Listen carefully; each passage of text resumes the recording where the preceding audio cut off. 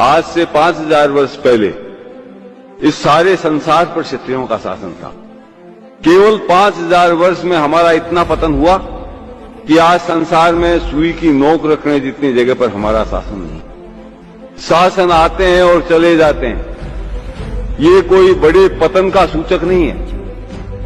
लेकिन आज से 5000 वर्ष पहले तक इस संसार के सर्वश्रेष्ठ ज्ञानी, इस संसार के सर्वश्रेष्ठ तपस्वी, इस संसार के सर्वश्रेष्ठ योद्धा, वीर, सूरवीर हमारे समाज में थे। आज न हमारे पास शौर्य है, न पराक्रम है, न ज्ञान है, न तपस्या है। आज 15 मिनट खड़े रहने में 5-7 सूरवीर धराशायी हो जाते। ये हमारी शारीरिक स्थिति। मानसिक स्थिति ये है कि हमारे को कोई कितना ही कहता रहे, हमारे दिमाग के अंदर अच्छी बात घुसती। हमको इन पतन और पराभव के कारणों को ढूंढना पड़ेगा। हम चाहें कि हम जैसे जैसा जीवन जीते रहें और क्षत्रिय बने रहेंगे, ये संभव नहीं। भगवान का पतन कैसे हुआ? जब किसी भी समाज का पतन होता है तो सबसे पहले वो समाज अपने धर्म को भूलता है। स्वधर्म क्या है इसको पहचानने की कोशिश नहीं करता और पाखंडी धर्मों के चक्कर में फंस करके अपने स्वधर्म को तिलांजलि दे देता। तब उसके पास उत्थान का जो पहला साधन स्वधर्म है वो उसके हाथ से चला जाता है और धर्म के नाम पर पाखंड में वो ठगा जाता है, जिससे उसका न कोई सांसारिक क्षेत्र में उसको लाभ मिलता है, न आध्यात्मिक क्षेत्र में उसको कोई लाभ मिलता है। वो अपने स्वधर्म से दूर भटक जाता है। उसके बाद वो समाज अपने इतिहास को भूलता है। आज विभिन्न क्षेत्रों में ऐसा कोई क्षेत्र नहीं जिसके अंदर हमारा महापुरुष पैदा नहीं हुआ हो और जिसने संसार भर में अपनी ख्याति नहीं पैदा की। वो रजनीश कहता था 10,000 रोज 10,000 मनुष्यों को, सैनिकों को रोज युद्ध में मारने वाला भीष्म पितामह भी क्षत्रिय समाज में पैदा हुआ। और चींटी को भी मत मारो, ये अहिंसा का उपदेश करने वाला भी क्षत्रिय समाज में हुआ। चारों तरफ की ज्ञान की हमने पराकाष्ठाएं तोड़ दी, वीरता की हमने पराकाष्ठाएं तोड़ दी, तपस्या की हमने पराकाष्ठाएं तोड़ दी। संसार में आज तक विश्वामित्र से लंबी तपस्या करने वाला संसार में कोई तपस्वी हुआ है जो संसार में आज तक कोई नहीं कर सका, जो राम के काल में नहीं हुआ, जो महाभारत के काल के अंदर नहीं हुआ, वो राजपूत काल में राजपूतों ने करके दिखाया।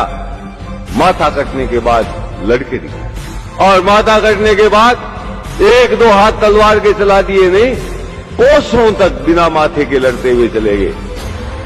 लोगों का सिर यहां पड़ा है, धड़ मिला है 5 कोस दूर, धड़ मिला है 10 कोस दूर। आज दोनों जगह उनकी समाधियां बनी हुई हैं, दोनों जगह पूजे जाते हैं। जहां सर गिरा वहां भी समाधि बनी हुई है, वहां भी पूजा होती है। जहां धड़ गिरा वहां भी समाधि बनी हुई है, वहां भी पूजा। ऐसा कोई क्षेत्र नहीं था जिसके अंदर हम सर्वश्रेष्ठ नहीं, और आज ऐसा कोई क्षेत्र नहीं है जिसके अंदर हम सबसे गए गुजरे।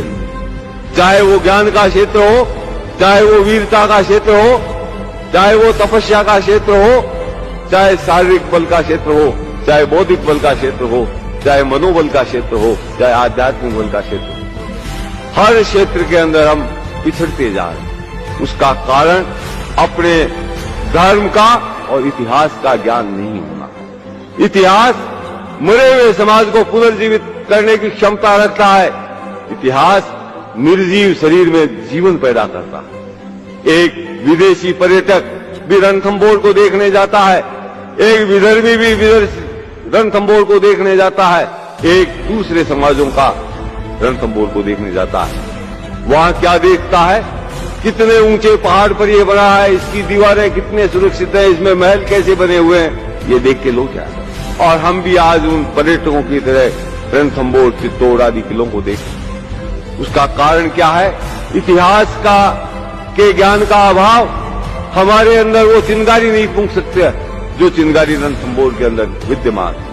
यदि हमको इतिहास का ज्ञान होता तो कोई भी राजपूत रणथंभौर के किले की सीढ़ियों पर चढ़ता तब उसका कलेजा धक धक करने लग जाता, कहीं ऐसा नहीं हो अंदर जोहर हो रहा हो, मैं अंदर प्रवेश करूं, कहीं जोहर की जलती ज्वालाएं मेरे को नजर नहीं आए, कहीं ऐसा नहीं हो जीत कर भी दुश्मन के झंडों को आगे करके लौट रहा हमीर जोहर के निराशाजनक प्रदर्शन को देख करके अपने जीवन से निराश हो गया हो, वो कहीं अपना मस्तक काट करके शिव जी के ऊपर नहीं चला रहा। इस इतिहास का ज्ञान नहीं है तो हमारे लिए रणथंभौर एक पत्थरों की दीवारों से अधिक कुछ नहीं, एक पत्थरों का संग्रह मात्र है। आज हम अपने स्वधर्म को भूल रहे हैं, पराये धर्म को अपना धर्म समझ रहे हैं। कृष्ण भगवान ने गीता में कहा है, श्रेया नाम स्वधर्मो विगुण पर धर्मो भयाव, तेरे स्वधर्म का पालन करने में ही तेरा कल्याण है।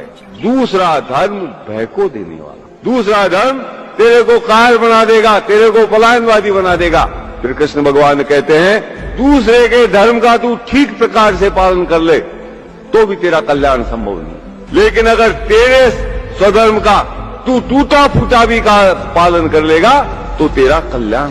आज उस स्वधर्म को जानने और सीखने की चेष्टा हमारे समाज में नहीं। अपने स्वधर्म को अपनाने की चेष्टा नहीं करेंगे, हमारे अंदर जीवनी शक्ति नहीं आ सकती। जब तक अपने इतिहास का ज्ञान नहीं करेंगे, हमारे अंदर प्राण शक्ति का विकास नहीं हो सकता। और पराभव का अंतिम सोपान है संस्कार, सांस्कृतिक पराभव, अपनी संस्कृति को भूल जाना।